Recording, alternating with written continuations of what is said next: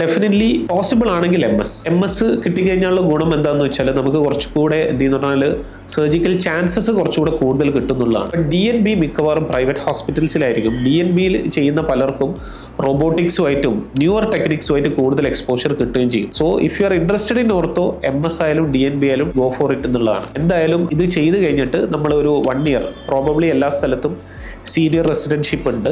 അപ്പോൾ ആ സമയത്ത് നമ്മൾ കുറച്ചുകൂടെ കാര്യങ്ങൾ പഠിക്കും. പിന്നെ എൻ്റെ ഒരു പേഴ്സണൽ അഡ്വൈസ് എന്താണെന്ന് വെച്ചാൽ ഇപ്പോൾ നമ്മളൊരു ഗവൺമെൻറ് സെക്ടറിൽ ഒരു MS ചെയ്യുകയാണെങ്കിലും നമ്മളൊരു 3 to 4 months ഒരു പ്രൈവറ്റിലെ ഒരു സീനിയർ ഓർത്തോപെഡീഷ്യൻ്റെ അണ്ടറിൽ വർക്ക് ചെയ്തിട്ട് അവരുടെ ടെക്നിക്സും കാര്യങ്ങളൊക്കെ മനസ്സിലാക്കണം എന്നുള്ളതാണ് എൻ്റെ ഒരു പേഴ്സണൽ അഡ്വൈസ്. നമ്മൾ PG ചെയ്തുകൊണ്ടിരിക്കുമ്പോൾ നമ്മൾ ഫുള്ളി ഫോക്കസ്ഡ് ആയിട്ട് ഈ PGൻ്റെ കാര്യങ്ങൾ മാത്രമേ ഉള്ളൂ. MS ആയാലും DNB ആയാലും പലപ്പോഴും നമ്മൾ ഈ ജോലി ചെയ്യുന്നതുകൊണ്ടും ഈ പേഷ്യൻ്റ് കെയറിൻ്റെ ഇടയിലും പലപ്പോഴും നമുക്ക് അക്കാഡമിക്സിൽ ടൈം കിട്ടാറില്ല. ആക്ച്വലി ഏറ്റവും ഇമ്പോർട്ടൻ്റ് ആയിട്ടുള്ള സാധനം നമ്മൾ ഇതിൻ്റെ കൂടെ തന്നെ നമ്മൾ മൾട്ടിപ്പിൾ പബ്ലിക്കേഷൻസിന് മെയിൻ ഇമ്പോർട്ടൻസ് കൊടുക്കണം. We should publish case reports, we should publish case series, നമ്മൾ ഒറിജിനൽ ആർട്ടിക്കിൾസ് പബ്ലിഷ് ചെയ്യണം. ആൻഡ് നമ്മളിത് പല പല സ്ഥലങ്ങളിൽ പ്രസൻറ്റ് ചെയ്യണം, ക്വിസ് കോമ്പറ്റീഷന് പോകണം, നമ്മൾ സെമിനാർസ് അറ്റൻഡ് ചെയ്യണം. ഒരു PG ലൈഫ് കഴിഞ്ഞ്, അതായത് MS കഴിഞ്ഞോ അല്ലെങ്കിൽ DNB കഴിഞ്ഞ് സീനിയർ റെസിഡൻഷിപ്പ് കഴിയുമ്പോഴേക്കും നമുക്ക് മൾട്ടിപ്പിൾ പബ്ലിക്കേഷൻസ് ഉണ്ടാവണം, നമുക്ക് മൾട്ടിപ്പിൾ കണക്ഷൻസ് ഉണ്ടാവണം. ഇത് നമ്മളെ കരിയറിൽ ഭയങ്കര ഇമ്പോർട്ടൻ്റ് ആണ്.